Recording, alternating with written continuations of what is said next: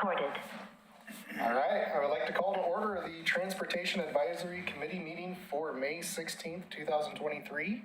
Can we have a roll call? Yes, Mr. Simmons, Here. Mr. Jessic, Here. Ms. Donovan, Here. Mr. McEnroth, Here. Ms. Wadsworth, Here. Ms. Hernandez, Here. and Mr. Rendelman. All right, first order of business is approval of the minutes from the previous meeting. Were there any changes that anybody would like to make to those minutes?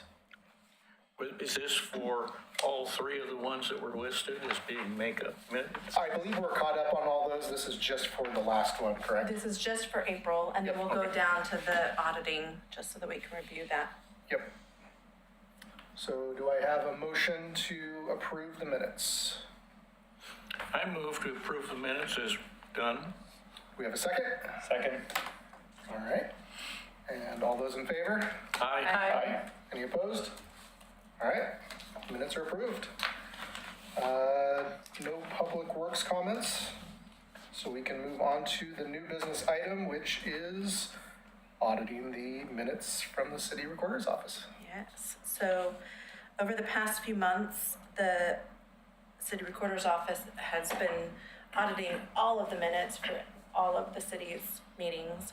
We just had a few that we were missing, and a couple of them were just of, I have it right here, 2 were interviews with potential committee members, and 1 was the ODOT I-205 widening and seismic updates. If I pronounced that right? So I've typed them up. It is more of like an introduction. I think it'll be easy to read through and say whether you approve or not, but they wanted it to be more of like an introduction that we're gonna do this at the next meeting, so you have a moment to look it over, and then, but maybe you can make a motion now to approve if you've had a moment to look them over. It's up to you. I was under the impression that we didn't have minutes for the interviews. They told, those are the ones that they reported to me that we were missing. And so I typed them up just as stating, if we look through it together, I've just stated who they were with. What the boss says goes. Right, like, and you're right, that we don't record it and we don't Or we detail what the record it for conversation internal was. use only, yeah. But just that it was recorded that we had the interviews. Okay. Just like for the April 18th minutes, I did a set of minutes for the interview, because after this, I realized that we should. And then also minutes for the meeting. Okay. Whereas our previous interviews, I included it all a part of the minutes, and so that's why you wouldn't have shown against the TAC at that time. Okay. All right, with that in mind, were there any changes to the additional minutes that we're getting caught back up on? Did anybody have any questions? So just some, so there's 3? Yeah, so I'll move back up So here. do we need individual approvals, or can we just name them all the dates? I will Name all move the dates. that those minutes for all 3 meetings are acceptable. Do I have a second? Second. All those in favor? Aye. Any opposed? Those 3 sets are approved. Perfect, thank you. All right. And then the next subject was the 2022 annual report, which Ben and Henry will be presenting to the city commission on June 21st. Yeah, I think I put it on here, June 21st. So they're just for everybody's review. I don't know if you've all looked them over yet, and if you have any feedback, you can always look them at after the meeting too, and just email if you have any edits. Okay.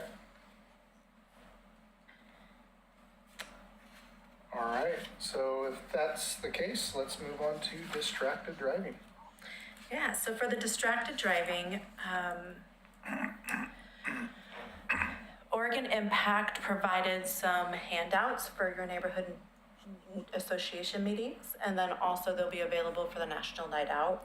We'll also be able to get some pamphlets and flyers, which is what we had done last year for National Night Out. I had reached out to I think ODOT or to another company and got printed materials for National Night Out, but these ones are the Oregon Impact made that I had mentioned previously are available. And you can take some with you if you have plans of going to a meeting, or just reach out to me by phone or email, and we can arrange a pickup too. But just so you can look at them, grab some. I have more under the table, so that what's on the table is just for looking at, easy. And then if we're doing neighborhood meetings later down the road, just reach out to you for the flyers plus those. Yeah, and we have the stickers for the garbage cans too. So anybody that's got upcoming neighborhood association meetings, you've got some swag to take with you now. Exactly. And then we had also talked about the hang up, and now I'm forgetting what it's called. Let's see here. Hang up and drive. Hang up and drive, the speakers for National Night Out. I'd reached out to the PD who organizes it, and they said they were going to look into it more. Okay. So if they're interested, they're just starting to put together the National Night Out organization. So they just need to really get into their details, and they'll let me know. Okay, so something we can Yeah, have back at another meeting. exactly. Speaking of other meetings, Yeah. Hey, Ben, back to, just real quick for Julie and Chris, I guess. So I can't remember who was here during the discussion, but the idea is you and Henry are going to show up for that meeting to present the accomplishments or the annual report for TAC. Is that right? for the January, or excuse me, for the June June 21st meeting? meeting? Yeah, yeah. Okay, and so just so you know, we try to do that every year. I think Henry's done it the last 3 or 4 years. And it's really just an opportunity to both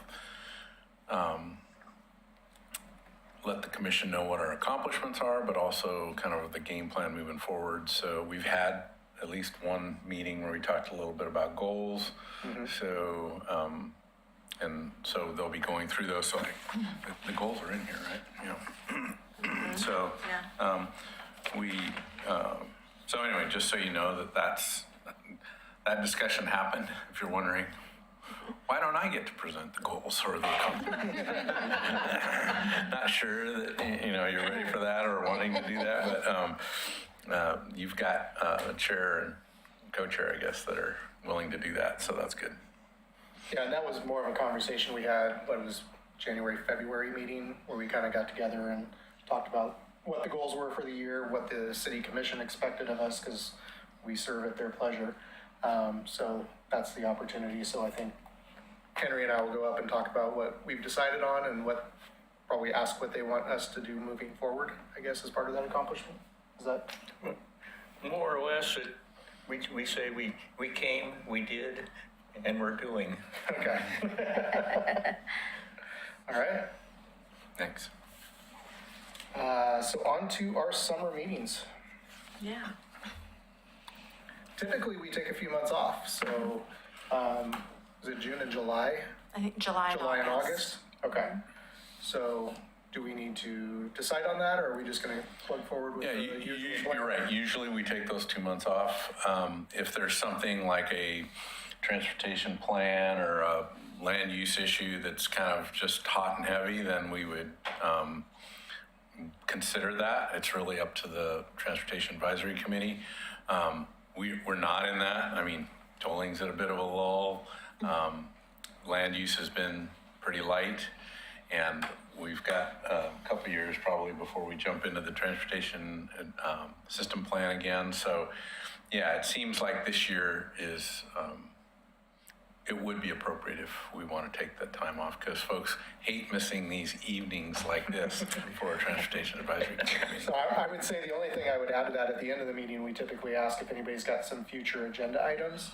So maybe jumping ahead a little bit, does anybody have anything they're looking to put on the schedule that would be a time crunch that would fall under the purview of missing Do those we meetings? need to plan anything for National Night Out? Because that would be during that time. Vance usually handles a lot of our stuff. Is that the case this year? Well, that is, I think, well, I'm gonna Speak for him, he's Vance not and here. Audrey and Dana, they all, there's a small group that gets involved in that. But yeah, so National Night Out is really the only thing. And for the most part, the staff try and get you ready, and then we reach out to see who might want to participate. And in the past, we've had that bike rodeo, so we've had a few. Henry's been there, and I want to say Bruce was there last year, and can't remember if I'm missing anybody, I apologize, but yeah, I was just kind of helping little ones on and off bikes. I think Dana and her daughter, so if you have a child that's of that age, we would incorporate them in that, because I thought that was kind of fun for your daughter to hand out giveaways, and I think we gave bike helmets, so we were doing that. So I don't know, you know more about what's in the works and whether or not, but yeah, we'll get most of that accomplished and queued up, and then you guys can just show up for the fun. If you want to, you don't, I mean, it's not even mandatory. It was nice to have a couple representatives from TAC though. I'd be happy to volunteer for the bike rodeo. Okay. That's great. Got that? Okay. So if there's not any other pressing issues that we're gonna be adding to the agenda, then I would move that we go ahead and take July and August off. Do we have any dissenters from that? I don't know if we need an official vote, but it sounds like, I think we're good with taking those off. When's National Night Out? August? First Tuesday of August, First week, first Tuesday. first Tuesday. There's a date. Probably like August. Looks like August the 1 first. or 2. Yeah, the first. Okay. Looks like August 1st, yeah. All right. Let's move on to the Public Works report. But this is going to be short mostly because it's written information that I'm not planning to read, but, oh, actually, we're going to the speed limits first, so, yeah. Sorry, Dana. Dana's got something that's much more important. All right, so I brought a little bit of information about speed limits. I think it was the March meeting for the Transportation Advisory Committee, and then we took some information to the City Commission in April. And so kind of not recalling exactly if all of you were here when I did the last one. I do have a couple of repeat slides. If it's repeat, just let me know and I can skip them. Sorry.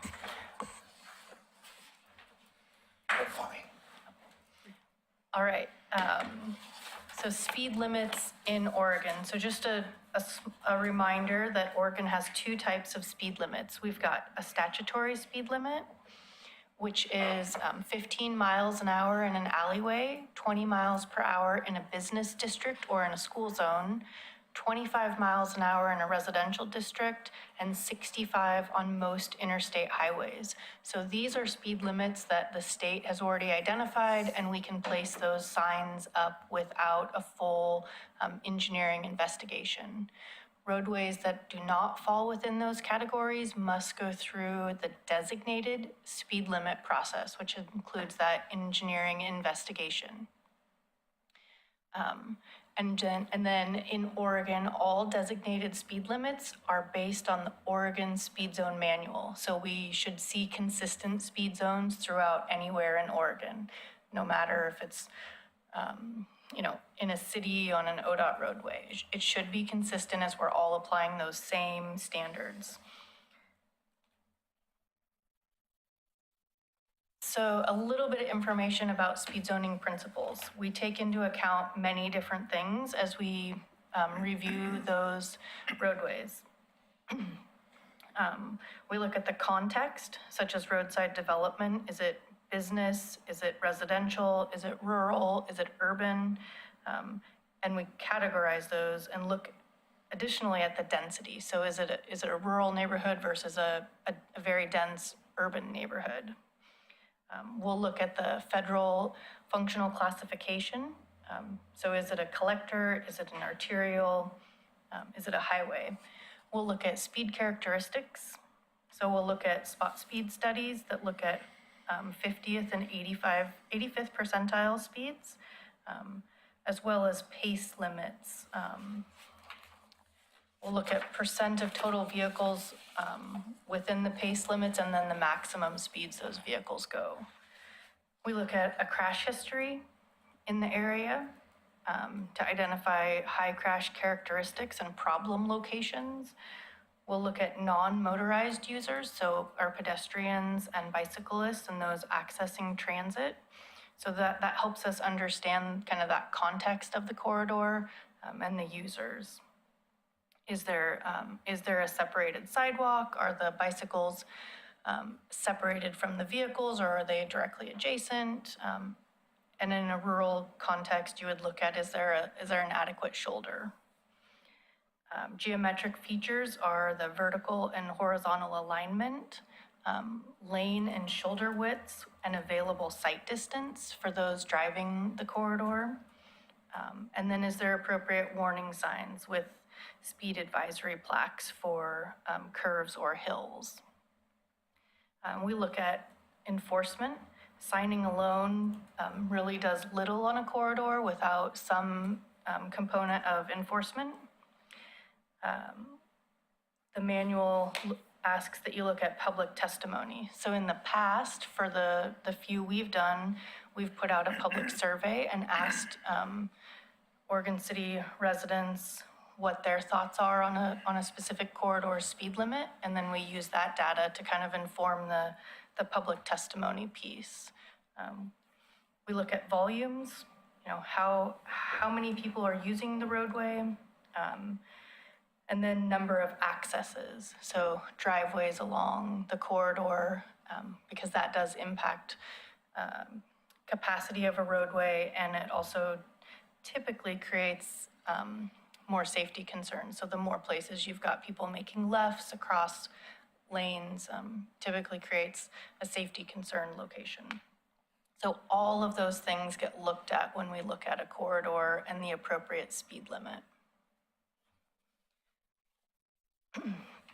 So again, this is, I think, a repeat slide, but a reminder that in 2011, a House Bill 3150 was signed by the governor, which allows road authorities to lower the statutory 25 mile an hour in a residential district down to the 20 miles per hour when you meet a certain set of criteria. So located in a residential district, which actually has a definition of a number of driveways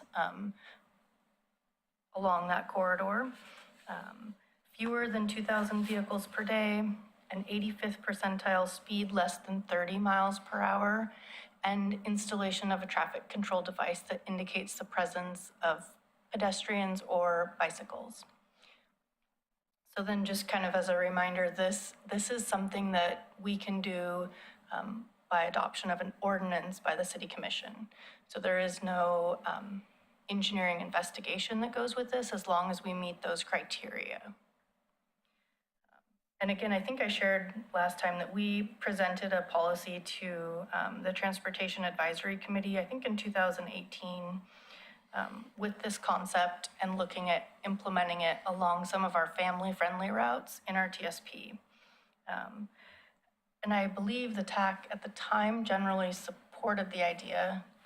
The City Commission, I think, wanted us to take a more kind of pulled back approach and wait for the neighbors to request it versus implementing it along certain roadways. So we did actually have one neighborhood, the Kenema neighborhood, reached out after that meeting and formally requested it. And so we have implemented the 20 mile per hour speed limits in the Kenema neighborhood.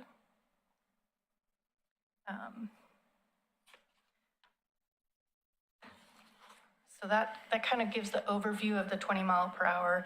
I think at the April meeting, there was a request to have some information about how the Portland program has moved forward and the results of that. I did reach out to someone at City of Portland. I did not get a response back. So in lieu of someone from Portland, I've looked through some of their documents and can share some general information that they've used in their outreach materials and kind of a general summary of what they've seen in their program. And if we still have more that we'd like to hear, I can reach back out to them to come back and present. So this is one of the visuals that they often share. So their intention is to go with a vision zero, so no fatalities on their roadways.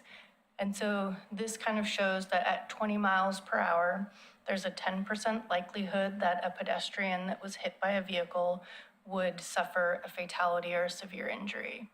When that speed goes up to 30 miles per hour, that likelihood of fatality or severe injury increases to 40% for the pedestrians.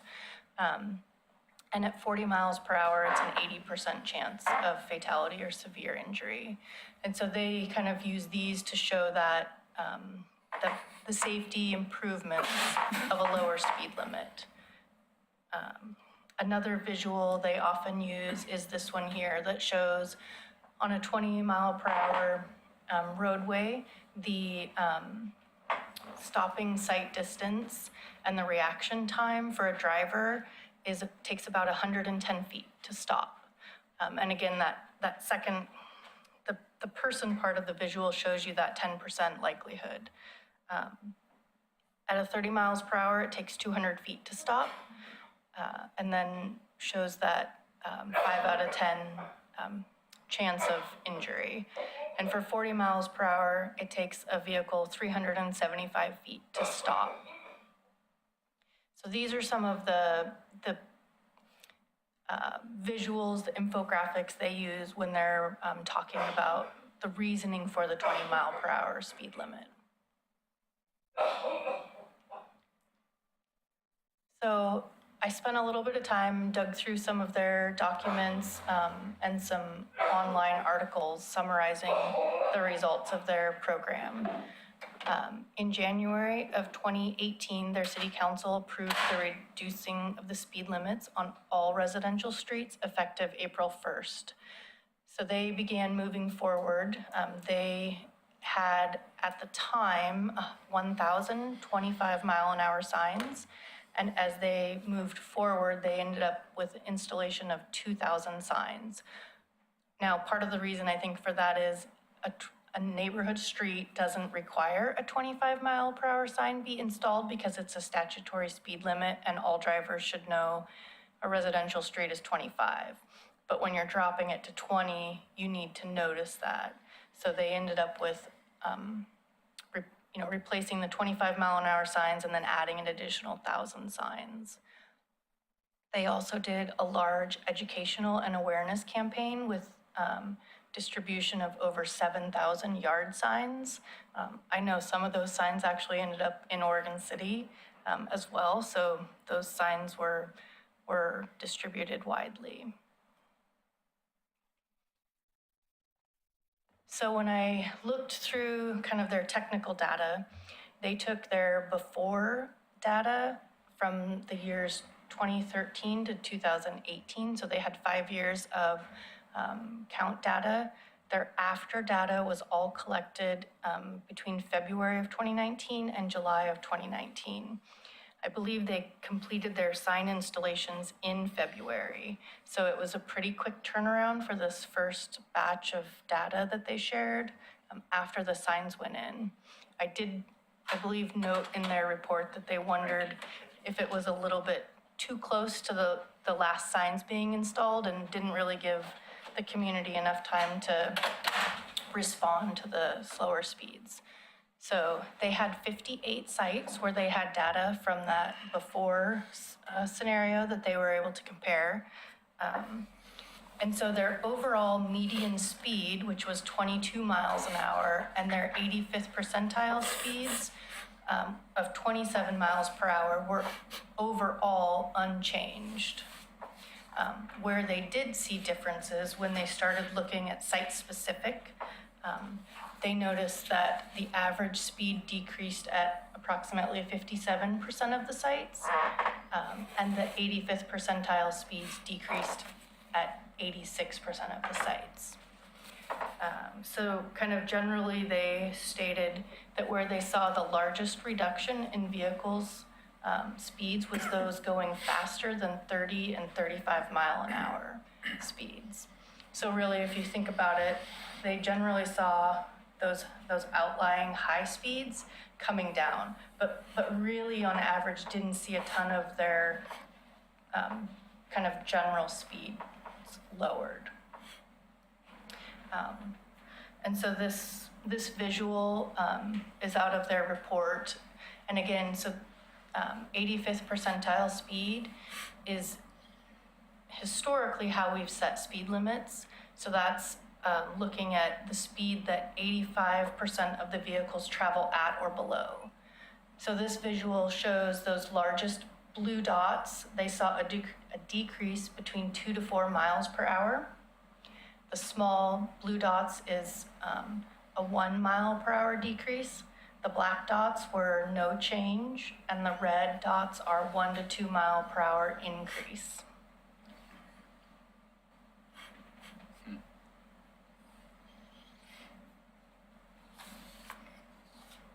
So they posted some places at 20 miles per hour, and we actually saw increased speeds in those areas. Or we didn't, Portland. I mean, that probably depends on the, those outliers. Yeah, and kind of spending a little bit of time looking at their documents, I think it really depends on the street and those characteristics. Does it have vertical and horizontal curves, so hills and curves that generally lend themselves to going a little bit slower, versus is it a straight stretch of road where as a driver you might feel like you can go over the speed limit because you can see. So I think that's a little bit of that question, is those corridor characteristics.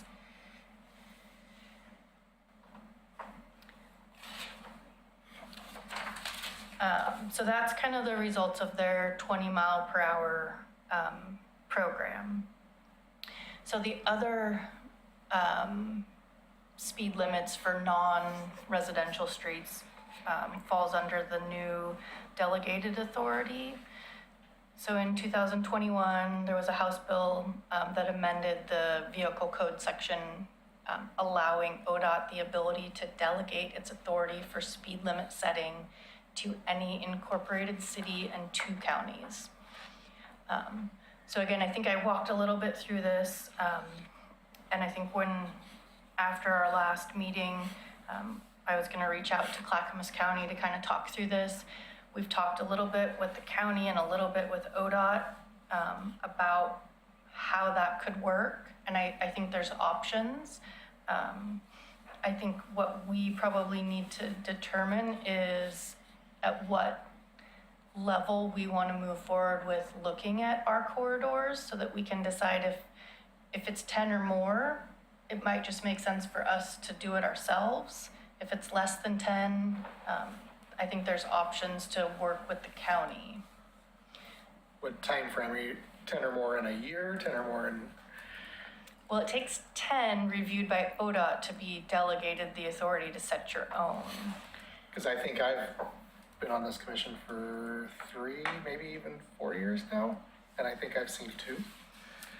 Yeah. Two solid requests. So I do have a little list of the ones that we've done since I've been here, and I'll Okay. kind of walk through those as well. So again, this is a process, and I think it's a little bit, I think we'll talk about it more in another slide, so. Okay. So City of Portland has started, even I think before the delegated authority was approved, they were doing a pretty comprehensive review of their arterials and collectors. And so again, for them, their before data was that same 2013 to 2018 versus their after data, which had 23 locations where they took counts in 2020. Now, they do note this was during COVID. Generally, in 2020, during COVID, we saw lower volumes and higher speeds on our roadways. So what they found with looking at their collectors and arterials was, on average, the observed speeds are lower. They did note that the most effective was lowering the speed limit and implementing a treatment. So some of the treatments they implemented were speed bumps or speed cameras. So really they saw better results when there was something kind of encouraging you to slow down, not just a lower speed limit sign. And again, they note that roadway characteristics play a big part in this. So what the article I looked at showed was that they wanted to collect more data, kind of outside of COVID to kind of confirm what they were seeing. So that's a little bit of what Portland's done on their collectors and arterials. So this slide is extremely difficult to see. I did print you out an 11 by 17 at each of your locations. So what this shows is it's actually a figure out of our transportation system plan. And so the color of the line designates the functional classification. And then you'll see the squares with the speed limit, the posted speed limit at the time. So the map was created in 2013 with the TSP. Since then, we've done a handful of corridors in, so Maple Lane Road from Beaver Creek Road to the city limits was reduced from 45 miles per hour to 40 in 2018. This was an effort led by Clackamas County. Central Point Road from Partlow to Parish Road was reduced from 45 miles per hour to 35 miles per hour in 2018, and that was led by the city. Malala Avenue from May Street, which is near Domino's, to Highway 213 was reduced from 35 miles per hour to 30 in 2020. That was ahead of the Malala Avenue Streetscape project. Holcomb Boulevard from Redland Road to Kitty Hawk was reduced from 40 miles per hour to 35 in 2021. And then Glen Oak Road from Highway 213 to Beaver Creek. That request has been submitted back in September of 2021. I'm requesting that one be reduced from 35 to 30. And again, we have not heard back. Additionally, we've requested a review of Highway 213 from 205 to Redland Road, and that is posted.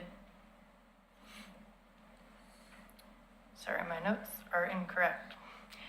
I think it's posted 45 and or 55, and we're requesting 50. Apologies, I have the wrong speed limits here. So that one has not yet been heard back as well, which is part of, I think, what's prompted this conversation about looking at doing this ourselves. So kind of knowing we've changed 5 or 6 roads in the last 5 years, I think our next step and what I would propose I bring back in June is an updated version of this map that shows the current speed limits as a line color. And then what we would do is on the slide here, we've got the dots that show all the locations of our traffic counts and speeds.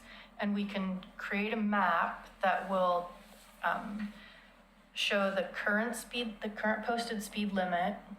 And then at each of those dots, we can show the 50th percentile speed limit, which is what we currently set speed limits based on. And then we can see from that map how many roadways would have a difference between their current posted speed and the likely speed that would be identified through an engineering study based on that 50th percentile.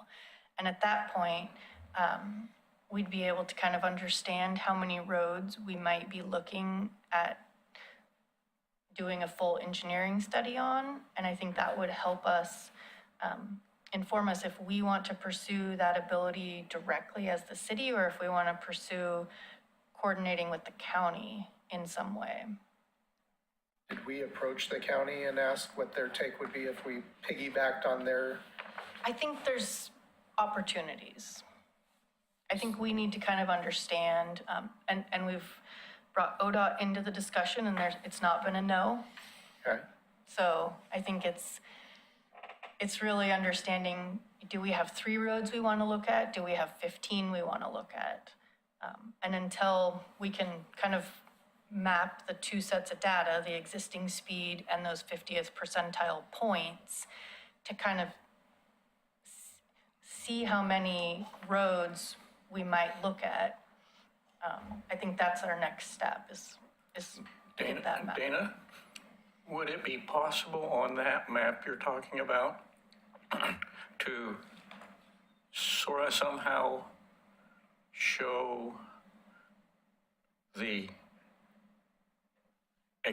how much the traffic might increase over, say, a 10-year period for those that might be eligible for review?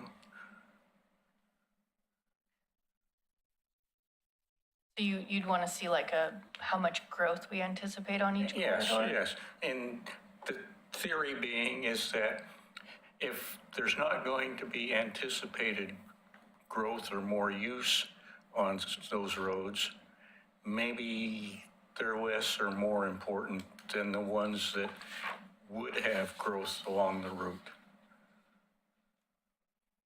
Yeah, I mean, I think that's, when we get this mapped, if the corridor is posted, say for example, we look at this and we see Warner Parrott shows 30 posted speed limit.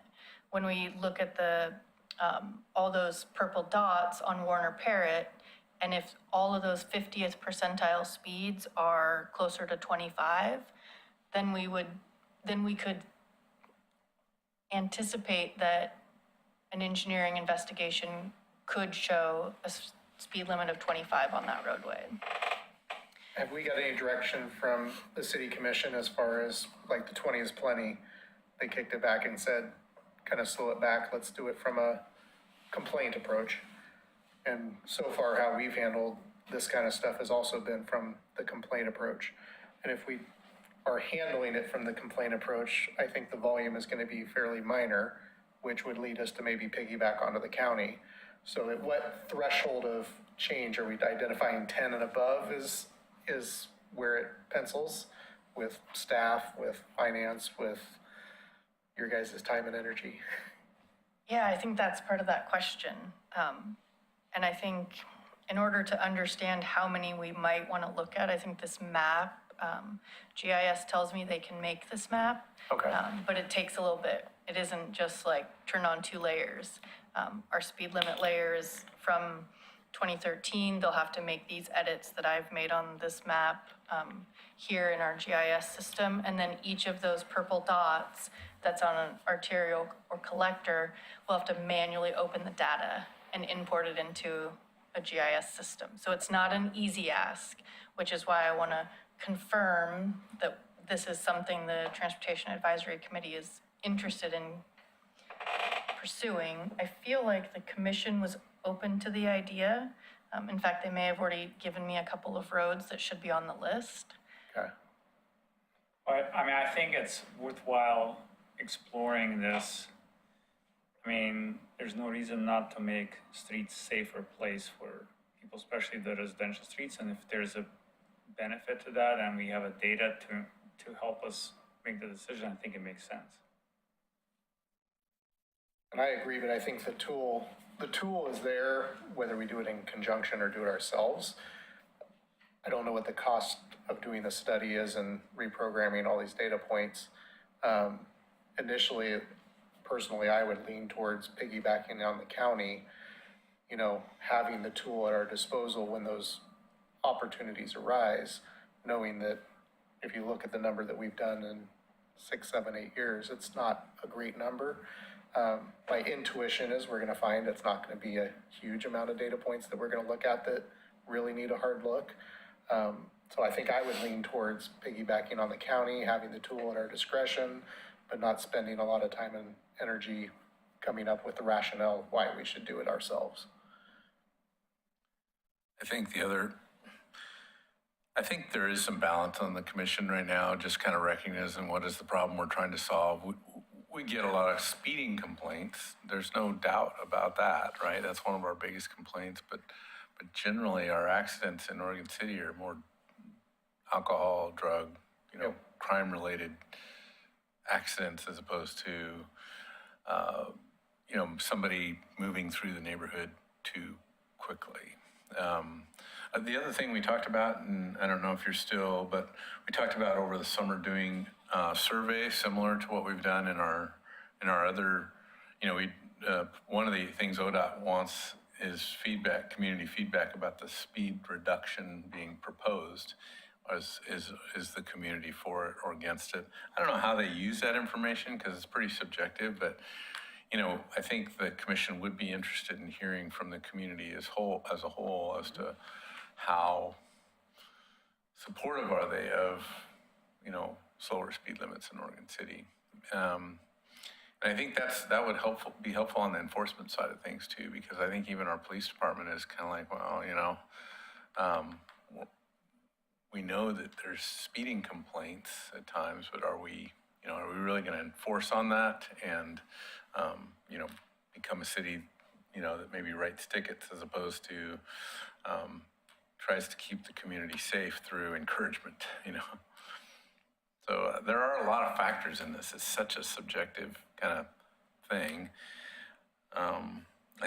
So I just feel like there's some work to be done this summer. And while you guys are, we wouldn't report that, there's some things that more information we can learn. And, it is kind of interesting to see what Portland's done. Yeah, the biggest tool I see is that, as the city grows, as the developments come in, as things are changing, if a problem does arise that really warrants a hard look. Right now, we're at ODOT's mercy with the 2 or 3 that we've got in the system right now that have been there for 2 years. I don't see anything that's pressing us right now that has to happen. But if we do run into something, it would be nice to have the flexibility of a tool there that we have some ability to make some change.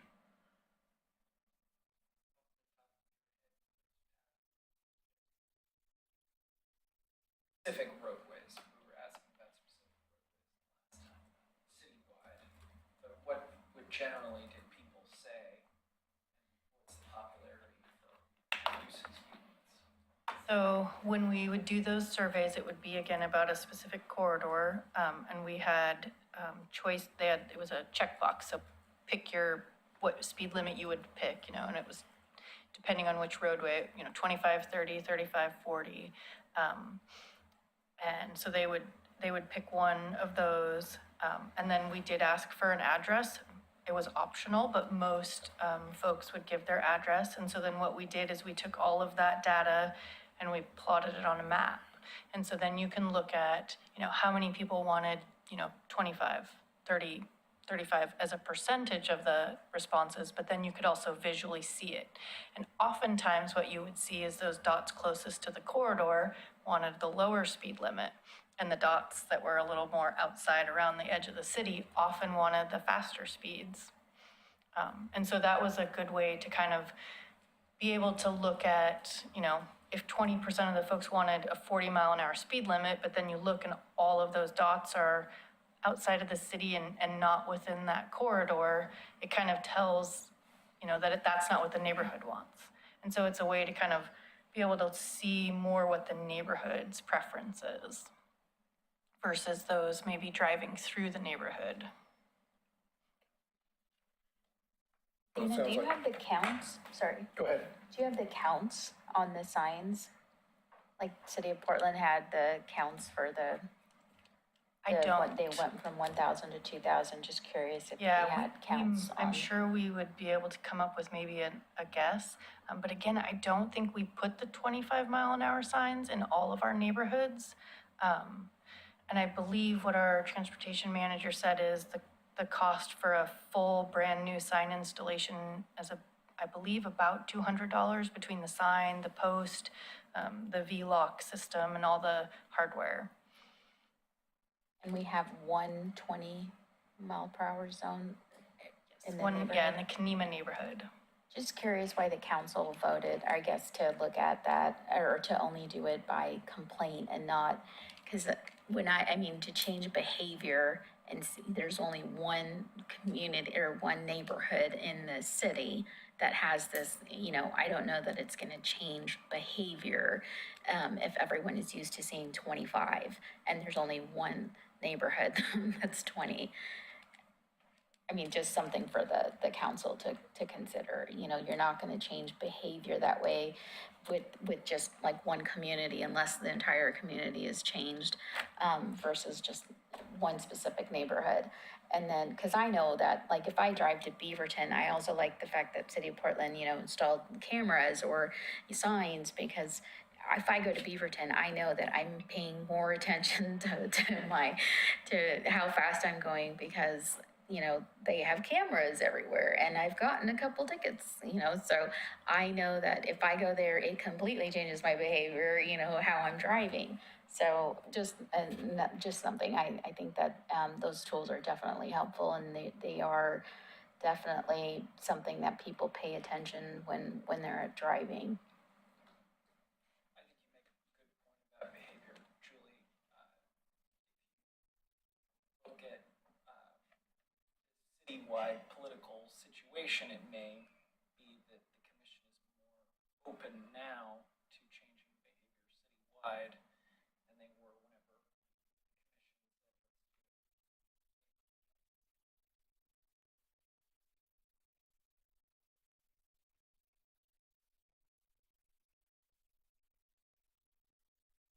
Yeah, that I'm not sure, but I think a couple things.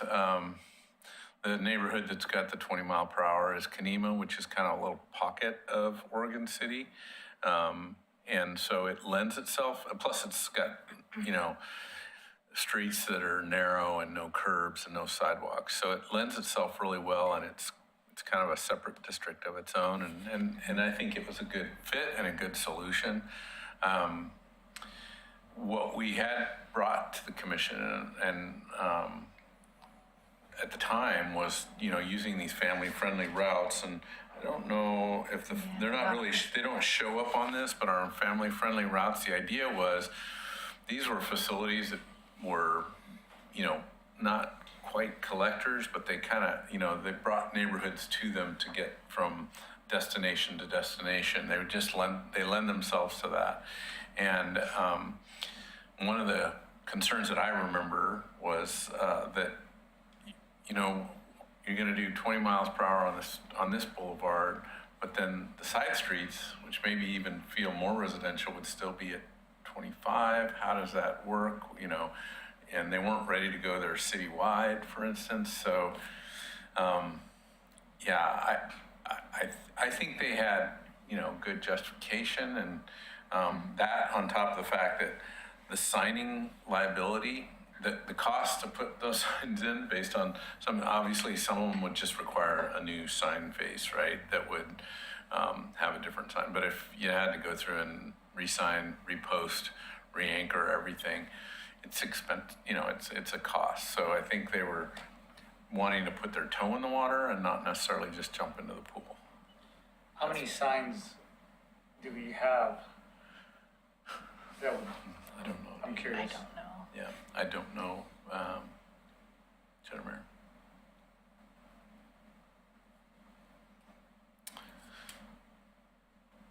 So would it behoove us to, get the more data points through the summer, get more information, retake up this topic in the fall, see what additional information we have? Right, I think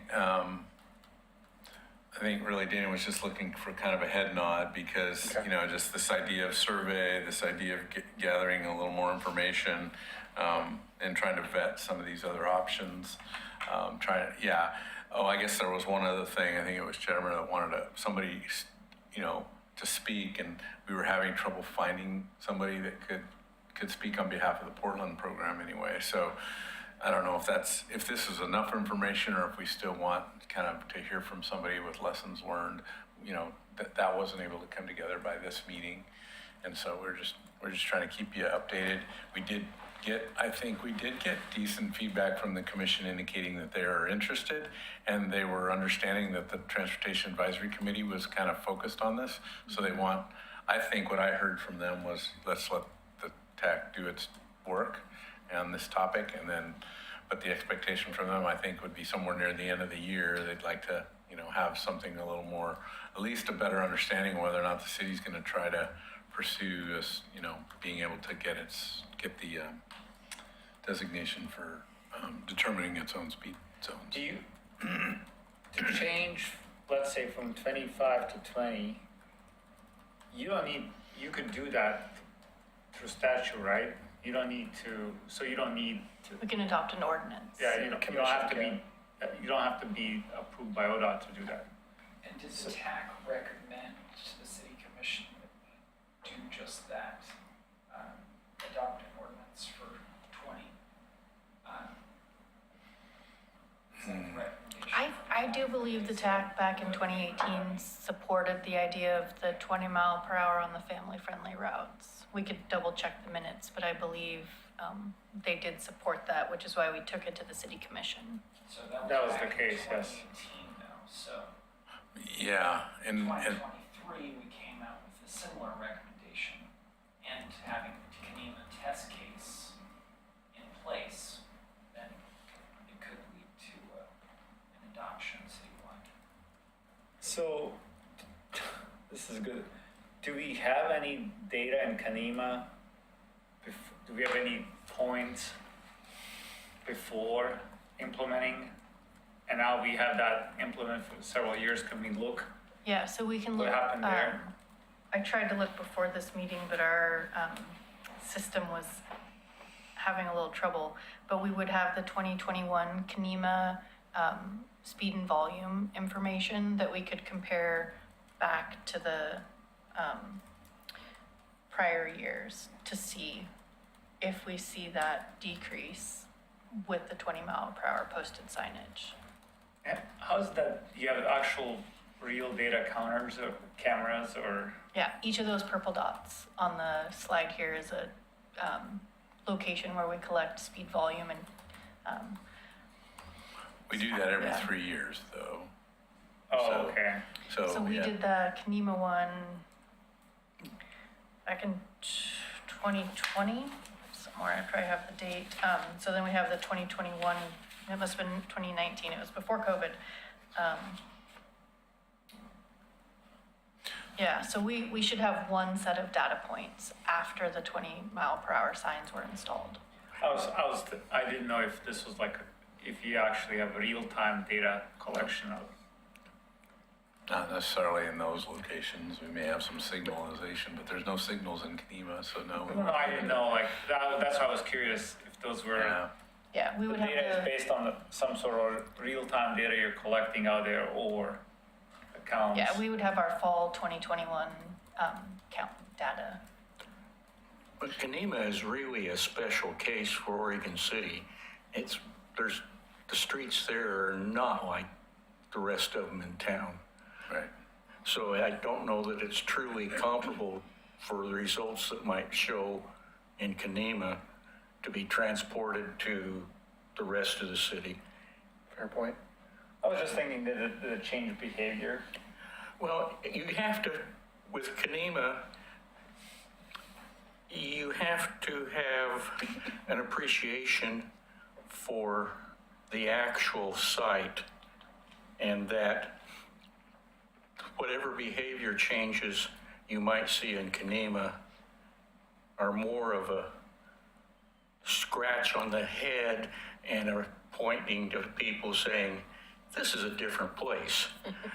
Whereas if you take the same sort of thoughts and put them up in Park Place or somewhere else, it's going to be why on people's reactions, because it's totally different environment. But then I guess we would have did we implement any mile per speed limits on those friendly streets? We haven't Oh, we to have. date, no. That was our kind of original proposal for using the 20 mile per hour posting. I was thinking we had some of those and then we could look at that data, but I guess. And Kenema does have a family-friendly route going through it. It so does. Yeah. That would be a one data point. Okay. And again, because Kenema is a little bit different in that it has, like John mentioned, no sidewalks. The pavement's wide enough for cars to pass, but if someone's parked on the side of it is, if you haven't been to it, it's a very different neighborhood. Probably even a Google Street View of it would would give you a perspective of the neighborhood. And so we put the family-friendly rider underneath the 20-mile-per-hour signs, but we also created a modified sharrow. So typically a sharrow is to denote bicycle lanes or sharing the lane with cars. And we made our own version of a bicycle and pedestrian type of sharrow to note that the pedestrians as well are on that paved surface where you're driving, because they don't have their own sidewalk. Yeah, so we don't really need action here. We're just trying to get kind of some consensus that we're continuing to move on this, and we'll bring you something spectacular in September. We're looking forward to Yeah, so forward to I it. think we'll come back in June with that Or map June, right. of the roads we think would go onto a list to be looked at. And then as John mentioned, over the summer, we'll do some sort of a survey. We'll work with our communications group to kind of get the right type of questions in there that would be useful. And then when we come back in September,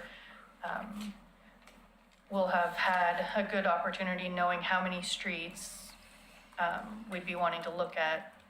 Hopefully a kind of a plan of action for, are we gonna, go it alone? Or are we gonna work with the county on the delegated authority, and then sharing that survey results as well back? And so then, depending on what that looks like, we'd probably be ready to take something back to the city commission, November timeframe. Sounds good. All right, John's gonna talk to us about a governor's statement. Well, again, this one can go pretty quick, or if you want to talk about it, we're happy to, but I've included, the press release, the governor's statement. I think the big takeaway is the governor agreed to put the I-205 tolling on hold for 2 years. Really, the idea would be that we could receive some more information on the ODOT's plan to mitigate diversion and address equity concerns. And she says, specifically, I've asked for implementation reports to be delivered to my office for review by December 15th, 2023. So, and then I also included, our documentation that we sent in response to the environmental assessment document that ODOT's been working on, and some of the things that I think you've already seen those, but I just want to make sure you had those in consideration of this. So, again, we think it's a good move in the right direction.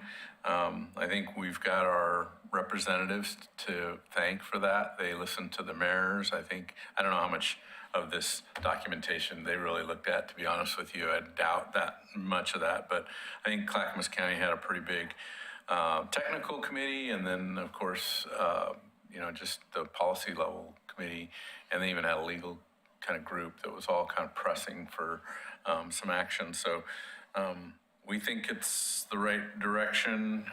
More to come on, for instance, what's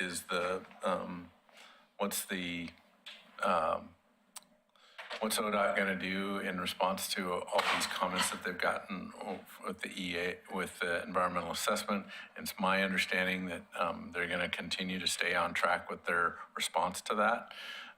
And so we'll see where the federal government kind of lands with regard to, how they're going to review that. But so we don't have all that information in front of us at this time. We haven't gotten good updates on that, but we're waiting, we're listening very carefully.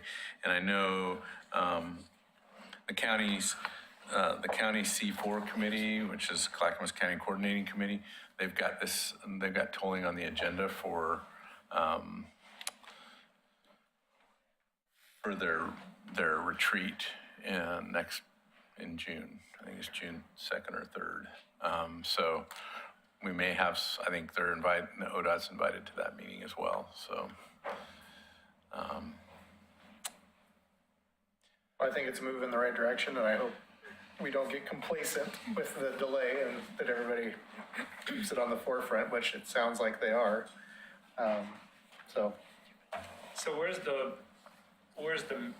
overall metro tolling? So the regional, RMPP, regional, blank on it. Regional mobility pricing project. Yeah, regional mobility pricing project, that's ongoing. They've got several committees there. They're doing a program pretty similar to what they did for the I-205 tolling with public outreach. And they've got a project website and a lot of technical committees that are kind of participating in that as well. So that's moving forward. So would those line up ultimately? That's what we're advocating. That's kind of one of the big things is I think, the elected leadership and a lot of the technical staff recognize that funding is the issue, right? There's a funding gap. And yet we want and need these projects, right? We would want our bridges seismically retrofitted to be able to withstand the right earthquake. We want a third lane on I-205, and we want, if they're gonna do tolling, we wanna make sure it's done in the right way. If that's the mechanism for getting additional revenues, then okay, but do it in a way that doesn't detriment your local network. And so that's, I think, where they're at. Then in that case, all of the users are spreading or paying for the cost of this infrastructure. Yeah, at least on I-5 and 205. Yeah, I mean, those have been the ones that they've been talking about. I don't know that they're 217 or 26 or 84. I think it's limited to I-5 and 205 right now, at least in the regional mobility pricing policy. The work. interstate bridge replacement is a separate tolling discussion with WashDOT. Yeah. The I-5 bridge.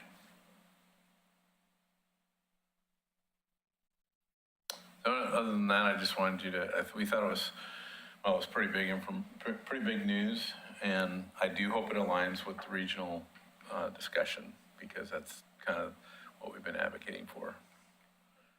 If you're gonna do it regionally, not locally, not just locally. all right, well, thank you. I think we've circled back to a question I asked before, and that would be upcoming meetings. Do we have any agenda items that anybody wants to get on the schedule for June? Not hearing any. All right. Without further ado then, if nobody else has got some additional information, we can bring the meeting to a close. Thank you.